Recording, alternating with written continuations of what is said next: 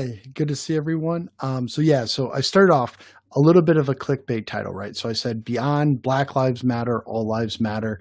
Let's get at unchanging truths. Let's use our reason to try to navigate how can we create a more just society? How can we create a more peaceful society? My first thing is I want to say I do believe that there is racism in America. I believe that racism needs to be addressed. I think this conversation needs to be had, and we need to continue to have these conversations. The problem is we need to have a foundation in classical thought and classical distinctions that'll help us to navigate what does it mean by racism? What do we mean by injustice? And how do we affect that? Now, first of all, I want to make some points, and that's a little bit of my camera right there. It'll go away here in a second. So what I want to get at, got a little text message there. So the first thing I want to get at is racism is a sin. We need to talk about that first. Some people don't necessarily see the connection between the two. So sin is any evil that exists in this world.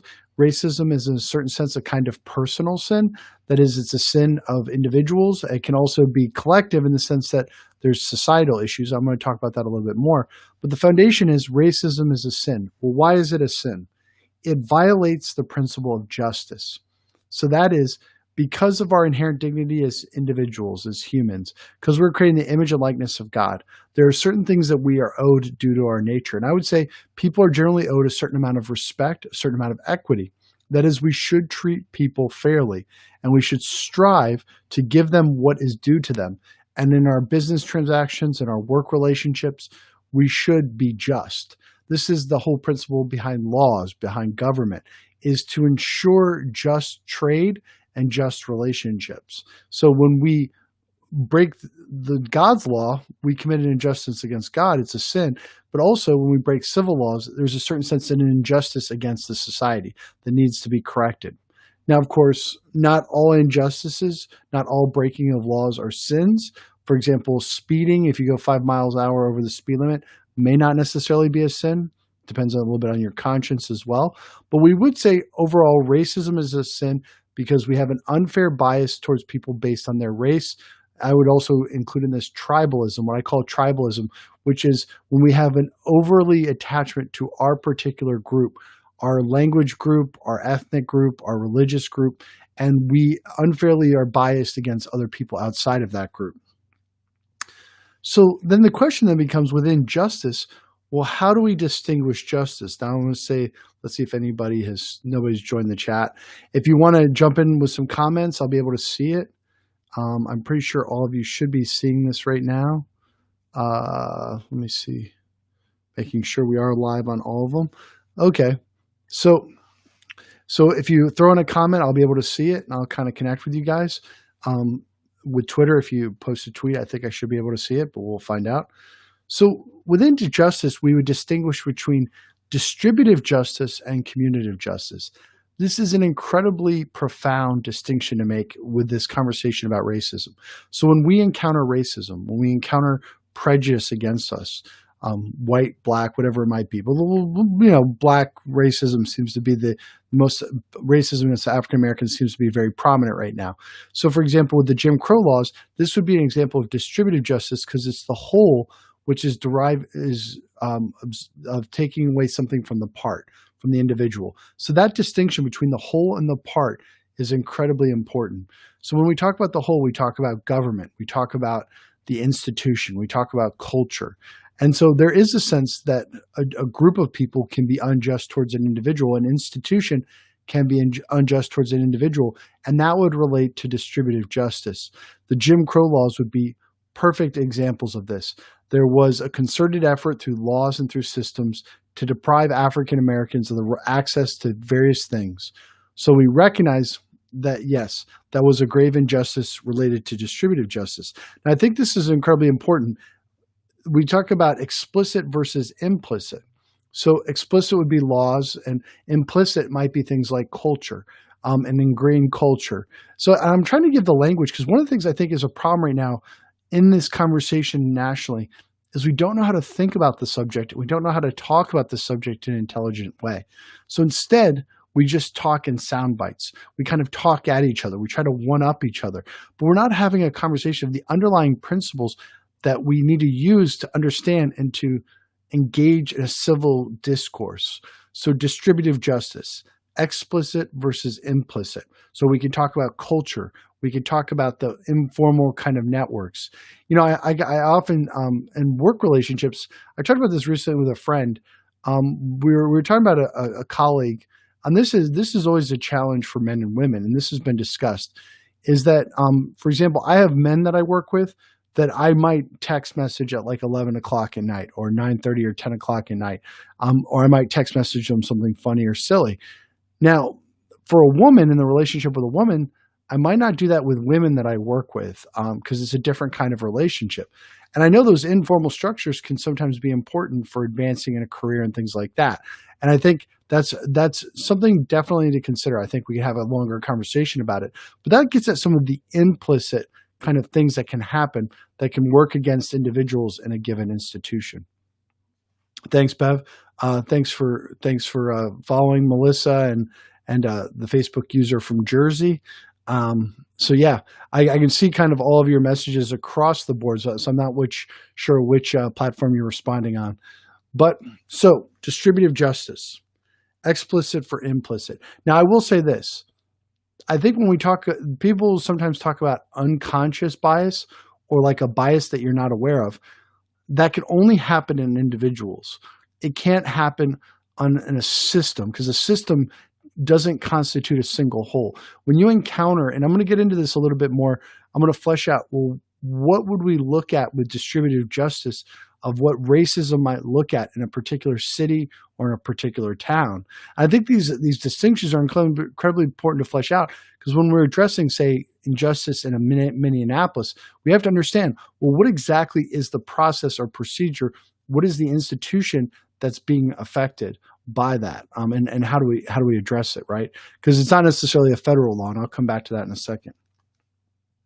So the next one, commutative justice. Now, I've noticed with a lot of anecdotal stories that people have been giving about racism, they talk about, well, this is how I've experienced racism. They don't make this distinction between distributive justice and commutative justice. Many examples of commutative justice, injustices, are the stories that we hear about racism. Commutative justice is between equals. That is, between people that you're somewhat equal with. So and it could be somebody even that you encounter, like let's say you go to the DMV, and there's a clerk there, and they treat you very rudely. And let's say they say a racial slur. Now, if they haven't been trained to do that, if it's not a part of the system that they're involved with, even though they're representing the DMV, in that example, it's commutative justice, because that person is racism, or their racism is on their own individual merits. It's not a part of a concerted effort in the institution itself. Now, also, if you encounter somebody just out around town who's being prejudicial, oftentimes it's an example of commutative justice. That is, they're not representing a whole. They weren't trained in an institution to behave that way. Now we could look at education, things like that, absolutely, and I can understand some of those conversations. But we need to recognize, I mean, that could go on for a little extreme. So just recognizing that, generally speaking, racism encountered between two equals or between people just on an every daily basis, probably more commutative justice, right? So a violation of commutative justice. In contrast, well, how do we combat racism? Now, I think the empathy thing, like, listening to their stories, that's not completely bad. I think that there's some truth in that. There's some relative merit in that. But ultimately, we have to recognize it's the virtue of justice which allows us to treat people fairly. And there's that classic image of justice being blind, which is how do we treat people fairly? How do we give them what is due them? And part of it is to recognize principles of justice, both in understanding God's law, understanding the divine law, understanding sacred scripture, but also understanding local laws, understanding the principles of law and order in general, principles of not stealing, not lying, not cheating, being fair, using just measures is one of the key principles in the Old Testament, right? When you measure out a pound, let it be a pound for all people equally. And that's the principle of justice. And so Then we start to see, well, we see racism. People encounter it. It's a reality. And in a certain sense, we want to make sure and examine our authorities and examine our institutions and to make sure that we're not perpetuating any kind of unfair bias towards any one group. Now, I think as a church, obviously a lot of your local control would be based on the pastor and will be based on the local congregation, right? So the bishop can affect things in a Tony sense, but really a lot of times you encounter a local parish more, and they're somewhat autonomous unto themselves. In a similar way, if you encounter corrupt police, I was talking about this with a lot of police officers, police are controlled most of the time by local government, unless they're state troopers. So you have to really understand, well, what is the agency that's in place? It really is not controlled by the federal government. Federal government has very little to do with local police. Now, if it was the Army, that would be federal government, right? So understanding what is the branch of government, what's the not just the branch, but what is the part of government that you're experiencing when you're experiencing a given act of racism. And if we're trying to look at systematic injustice, we need to look at the particular system that is affected. So in the case of the Minneapolis police, the majority of the burden goes on the local government, the mayor, the city, and which was prominently controlled by Democrats. So a lot of onus would be more on the Democratic Party versus other political parties in the United States, at least on that local level, the local Democratic Party. So in a similar dynamic, we can look at what is the local system that is in place.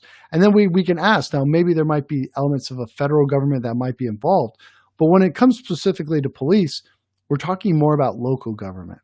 So continuing on, let's see how far we're into the conversation.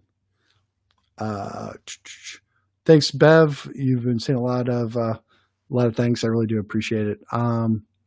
Let's see, how long are we in? I got to check. See, it's not telling me how long I've been in. Okay. Yeah. So we're at about 15 minutes. Huh. I tell you, man, I'm getting better at talking longer. All right. So breaking down some of those distinctions, right? So if you encounter a police officer who's being corrupt, there's a few possibilities, right? Police officer pulls over and he has an unfair bias on you based on your ethnicity. Let's say he says a racial slur, treats you unfairly. The question then becomes, is that an element of commutative justice or distributive justice?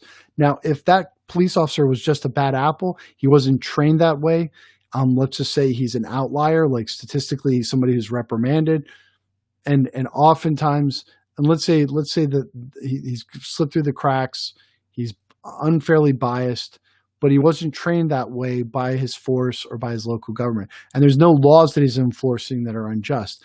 That would be an example of commutative justice.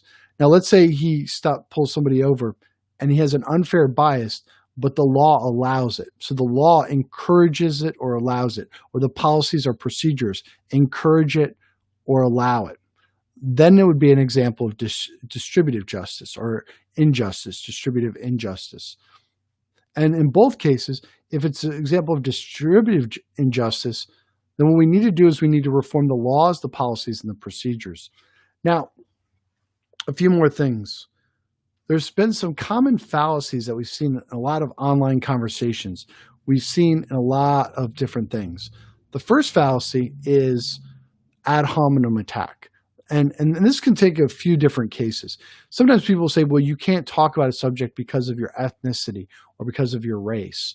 And outside of like charges of racism, there really is an ad hominem attack, right?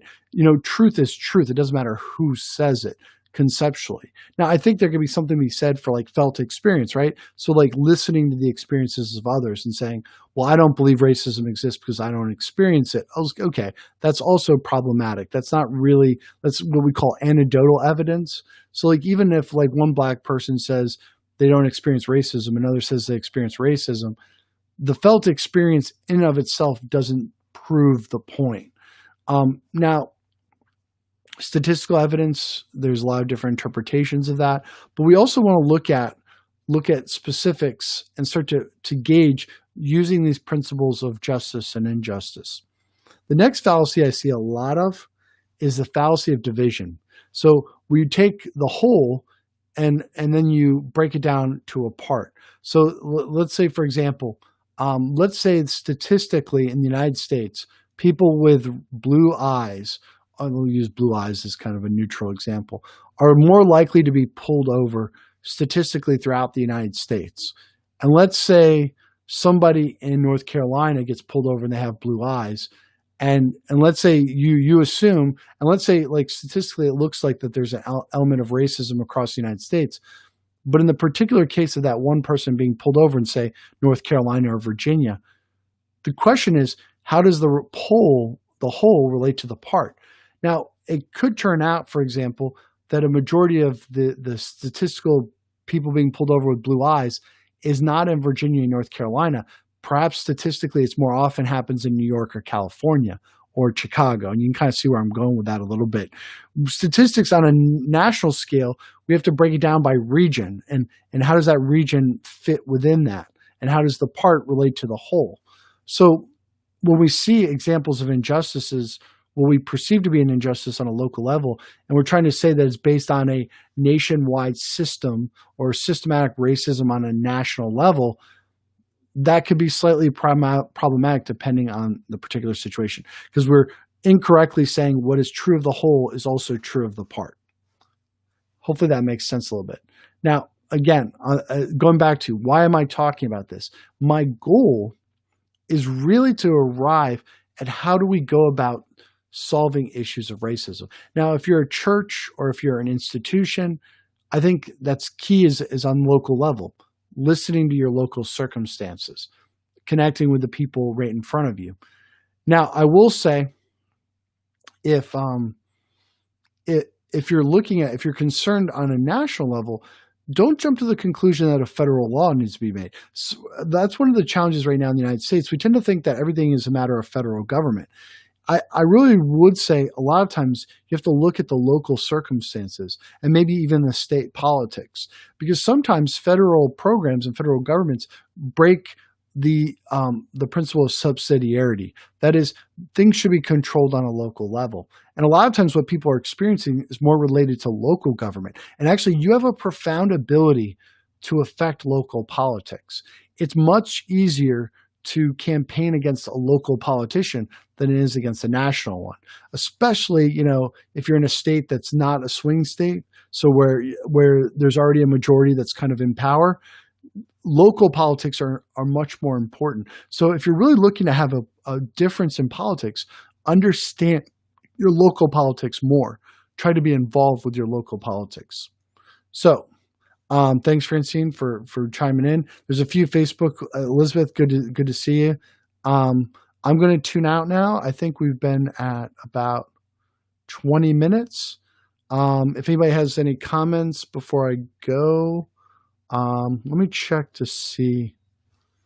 Yeah. Well, I'm going to sign off, guys. It was I didn't have anybody to talk with, so it's hard to do like a dialogue when I don't have Alana. Alana was kind of busy tonight. I don't know what she has to do on a Saturday night that's more important than this. I'm just kidding. But yeah, so Father Ian here signing out. Just wanted to hop on, talk to you guys about how to understand racism and how to think through it. God bless, guys.